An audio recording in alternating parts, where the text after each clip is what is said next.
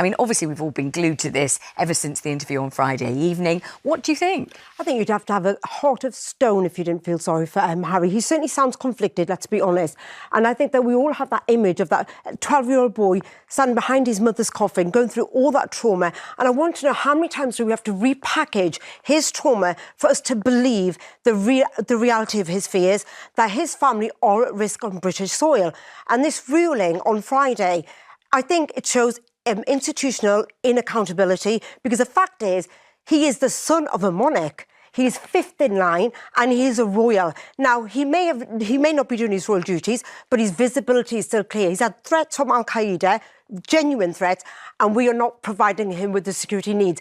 And Liz Truss, who was Prime Minister for less than a month, or just over a month, gets tax-funded security for the rest of her life. And yet, why shouldn't Harry? The highest Supreme Court judge in the land said to Prince Harry, and it was very clear, and it was justice being seen to be done so that we could all understand it. Hang on. The judge said, you have a grievance, you feel very upset, but the fact that you're upset is one thing. Whether or not the law needs to reflect this is quite another. And no, the Home Office and the taxpayer do not have to be responsible. No, but hang on, do not have to be responsible. Let's just hear from Michael on this. Yeah, I don't feel sorry for him in the slightest. In fact, the more often I hear from Larry now, I think the more contemptible he is. I mean, to sit there and say, I want reconciliation, you've spent the last 4 or 5 years smashing the royal family to pieces, denigrating those closest to you, separated from your brother because of the nastiness that you injected into your comment about his wife, suggesting that Camilla, our Queen, somehow leaked stories to the press, which she never did. She never did. And I think he's a despicable character, full of self-pity. And by the way, regardless of what you think, he's the son of a monarch. No matter what you think, he's the son of the monarch and he's fifth in line. He deserves the basic right of feeling safe on British soil. I'm sorry. That's a basic right. It's not. The law to be applied. It's not a basic right. Because that's why there was a court case, and that's why there was the ruling that there was. However, he's entitled to feel whatever he feels. The question really is not so much that, Bud. Should he have given the television interview? You can go home to Montecito feeling devastated. Hang on. You can tell your wife and your close friends how desperate you feel. Vanessa, he exposed that on Ravek were members of the royal household who actually decided, not the law, the law went to the royal household and said, we are going to... But it seems as if you think you have greater insight than the judge who was presiding over the case. I'd like to stop you for 1 second because I'd like to bring into the programme now, and I know feelings of fight are very high, and I know that the calls are pouring in. So let's talk to royal commentator Daisy McAndrew about this. You can see, Daisy, as usual, you say Harry, you say Meghan, you say, do you feel sorry for Harry? And everybody wants to chip in with something very passionate, and everyone seems to know and think they know and feel that they know. But you're a royal commentator. You have to take a slightly different approach to this and not get so personal. So what are you finding out about the repercussions of this interview that Harry's just given? I think it was a very Harry move. He was wearing his sleeve, his heart on his sleeve, and he left a sort of trail of destruction behind him. And you can see the reverberations that it's caused for the king and those around him who were completely blindsided by this interview. This is a really big royal weekend. We've got the VE celebrations going on right as we speak, in which the king is heavily involved. And I think that a lot of what Harry said was very hurtful. I don't think he spoke, but I think he didn't engage his brain, I think is what happened, because I know that interview was meant to be a few minutes long and it ended up being 30 minutes long. He obviously wanted to get all this off his chest, but some of the things he said, like, I don't know how much longer my father's got to live, or words to that effect, none of us would say that in public about our own parents in the way that we know it would get back to them. It will have been incredibly hurtful.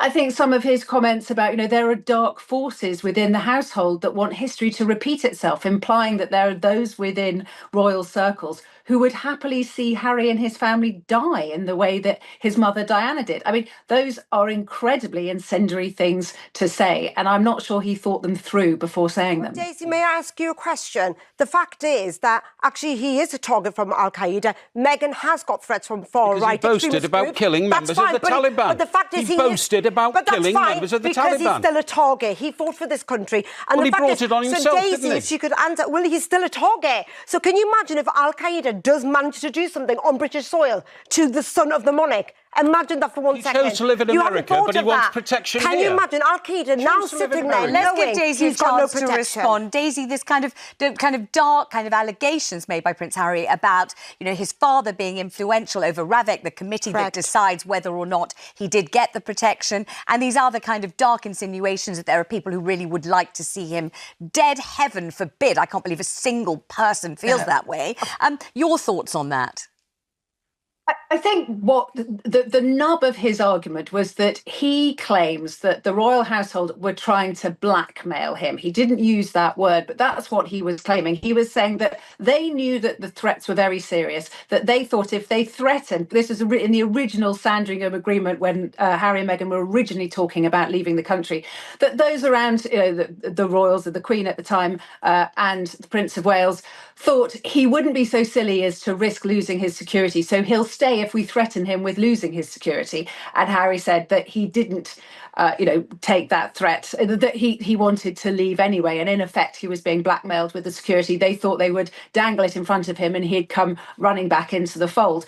So that's where he maintains that the threat is real. And Narendra does have a point. Yes, there are people in prison who have threatened him from Al-Qaeda or associated terror groups.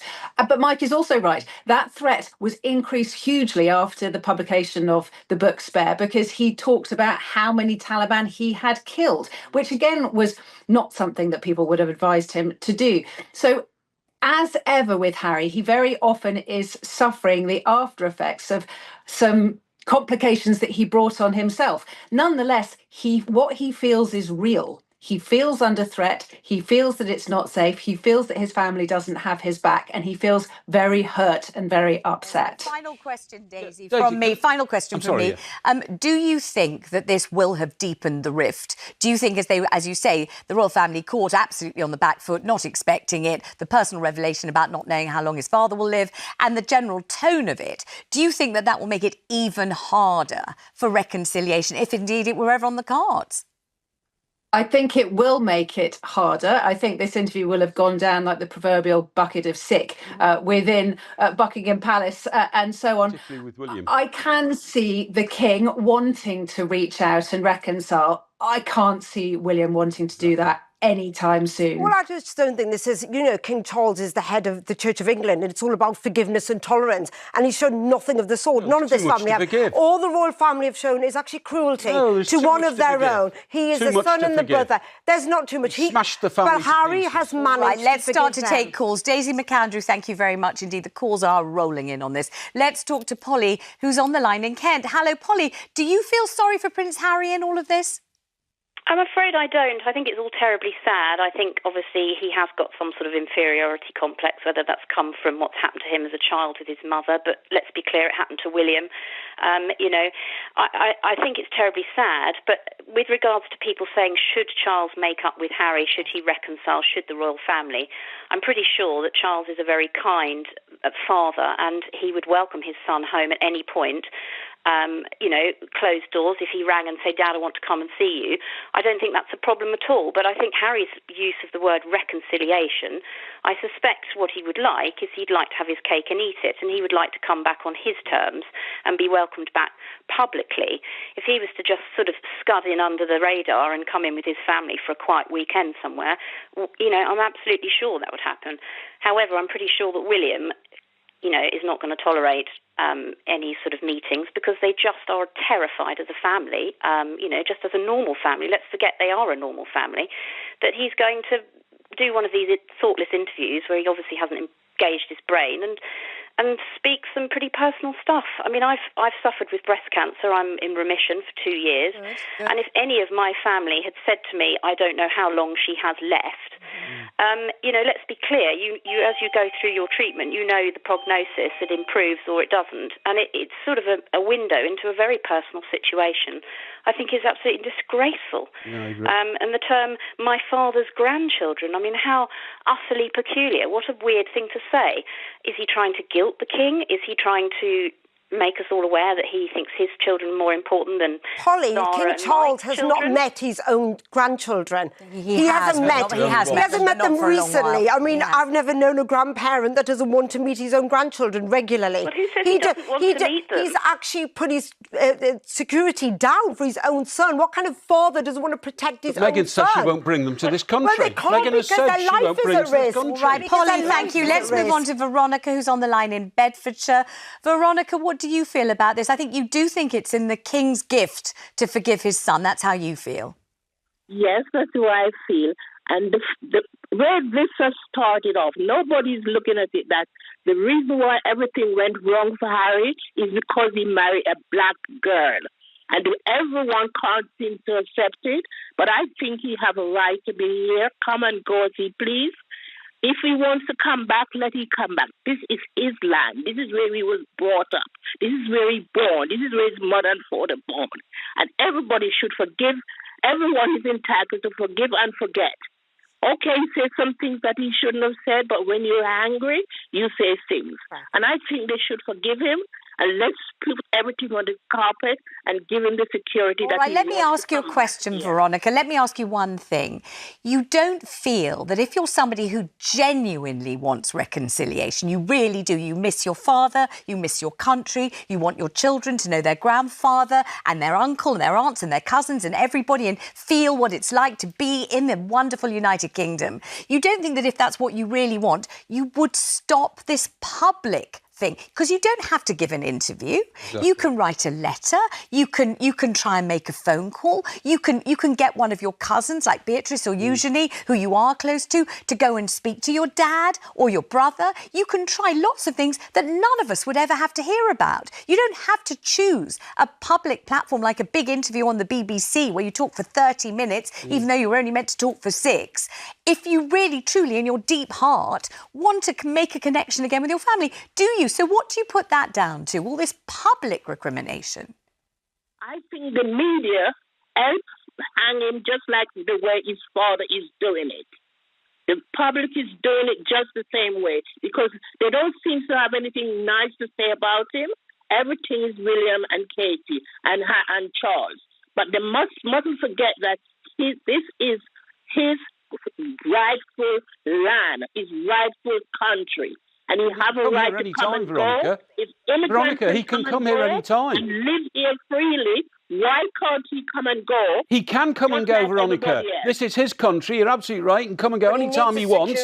But he shouldn't be asking the British taxpayer. He's saying he will pay himself. No, he's not. He is. No. He said, I want to pay for myself unless we don't have the resources. He said, I want the metropolitan. He needs the intelligence. I want to pay the police to come and go. Well, you can't do. Yes, but you can't do that. You have to pay for the whole of the metropolitan police. You can't pay to deploy. Hey everyone, welcome back to the Royal Chronicles. And grab your tea, your popcorn, maybe even a helmet, because Prince Harry just dropped another truth bomb, and the royal haters, they're spiralling harder than ever. So, unless you've been living under a rock, or maybe hiding behind a palace curtain, you know, Harry gave an interview that's got the British press foaming at the mouth. And here's the thing, you'd have to be heartless not to feel for this man. I mean, can we talk about it? He was 12 years old, walking behind his mother's coffin while the world watched. And now, years later, he's still fighting to keep his family safe, because apparently being the son of the king doesn't even guarantee basic security in the UK. But hey, Liz Truss can get taxpayer-funded security for life after, 45 days as Prime Minister? I can't. And let's talk about the critics. One TV pundit literally said the more Harry talks, the more contemptible he becomes. Oh, really? So a man talking about his trauma and fighting for his wife and kids' safety is contemptible. But leaking private stories to tabloids while smiling for photo ops?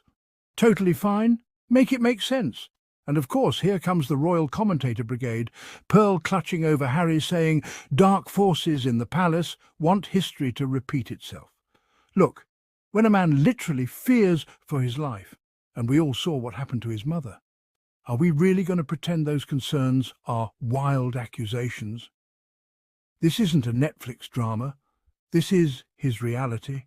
And the way some folks are acting, you'd think Harry just threatened to bulldoze Buckingham Palace instead of, oh wait, just asking for police protection so nobody gets blown up by Al-Qaeda. Priorities, people. And Meghan Sussex, she's getting death threats from far-right extremists. But instead of supporting them, certain royals allegedly tried to blackmail Harry by dangling his family's safety over him like some twisted royal ransom. Imagine being told, "We'll protect your wife and kids, but only if you stay quiet and smile for the cameras." That's not a family. That's a mafia plotline. And yet, through it all, Harry keeps showing up. He keeps fighting for what's right. He keeps telling the truth, even when it makes people uncomfortable.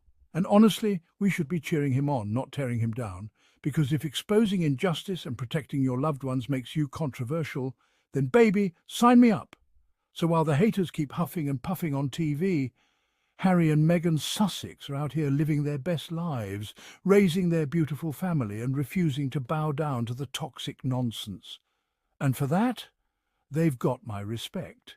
If you're rocking with Harry and Meghan Sussex, make sure you hit that subscribe button, drop a comment below to let me know your thoughts, and hey, if you want to support the channel, don't forget to tap that super thanks. Every little bit helps me keep spilling the tea and setting the record straight. Until next time, stay kind, stay classy, and as always, stay royal.